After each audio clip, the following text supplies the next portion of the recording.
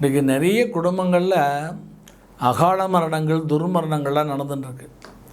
திடீர்னு ஆக்சிடெண்ட்டு, திடீர்னு சூசைட் பண்ணிடுறா, திடீர்னு ஹார்ட் அட்டாக்குன்றா, சில பேர் தூக்கத்திலே இறந்து போயிடுறா. இந்த மாதிரி இதுக்கு அபமிருத்தி தோஷம்னு ஒரு பேர். இது போக 7 விதமான மிருத்யு தோஷங்கள்லாம் இருக்குது. இந்த மிருத்யு தோஷங்கள்லாம் எதனால் ஏற்படுறதுன்னு சொன்னால், இப்போ ஒருத்தர் கடன் வாங்கிட்டான், கடன் கொடுக்க முடியல, அவனை போய் கடன் வாங்கினவன் அவனை திட்டி அவன் குடும்பத்தை அசிங்கப்படுத்தும் போது அந்த குடும்பமே தற்கொலை பண்ணிக்கும் போது அந்த ஆத்மாக்களுக்கெல்லாம் சாந்தி இல்லாமல் அந்த ஆத்மாக்கள் என்ன பண்ணும்னா, யார் அந்த மரணத்துக்கு காரணமாக இருந்தாலும் அந்த கடன் கொடுத்து அவனை அவமானப்படுத்துகிறான் இல்லையா, அந்த குடும்பத்தை பழி வாங்கி அந்த குடும்பத்தை நிர்மூலமாக்கிடும்.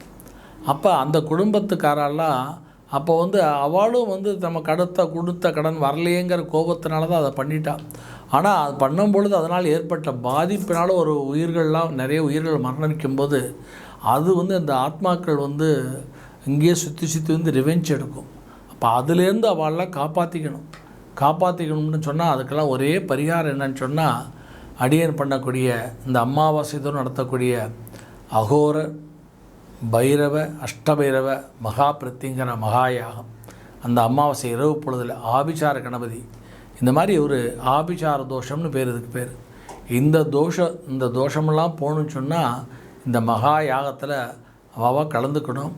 இது எப்படி கலந்துக்கணும், எப்படி எங்கே நடக்கிறது என்னங்கிறதெல்லாம் எங்களுடைய தொலைபேசி எண்ணை தொடர்பு கொண்டால் உடனடியாக உங்களுக்கு தெரிவிப்போம். அதில் எப்படி பங்கு கொள்ளணுங்கிற முறைகளையும் தெரிவிப்பாள். அதனால் இந்த யாகம் வருகின்ற இந்த மார்ச் மாதம் 28ஆம் தேதி வெள்ளிக்கிழமை அன்று இரவு பொழுதில் அமாவாசை தங்கியிருப்பதனால் இரவு பொழுது 28ஆம் தேதி நடைபெற இருக்கிறது. எனவே இந்த யாகத்திலே உடனடியாக பதிவு செய்து கலந்து கொண்டால் அவர்கள் உங்களுக்காக நீங்கள் நேரில் வந்தாலும் வராவிட்டாலும் உங்களுக்காக நாங்கள் சங்கல்பம் செய்து பிரசாதங்களை அனுப்பி வைக்கும் பொழுது அந்த பிரசாதங்களை தாங்கள் எடுத்து தரித்து கொள்ளும் பொழுது அதனால் ஏற்படக்கூடிய அத்தனை இந்த மிருத்யு தோஷத்திலிருந்து எல்லோரும் விடுபட்டு நல்ல ஆயுள் ஆரோக்கியத்தோடு நீண்ட நாள் வம்ச அபிவிருத்தியோடு வாழலாங்கிறத அடியேன் தெரிவித்துக்கொண்டு எல்லோரும் இந்த யாகத்தில் கலந்து கொள்ள வேண்டுகிறேன்.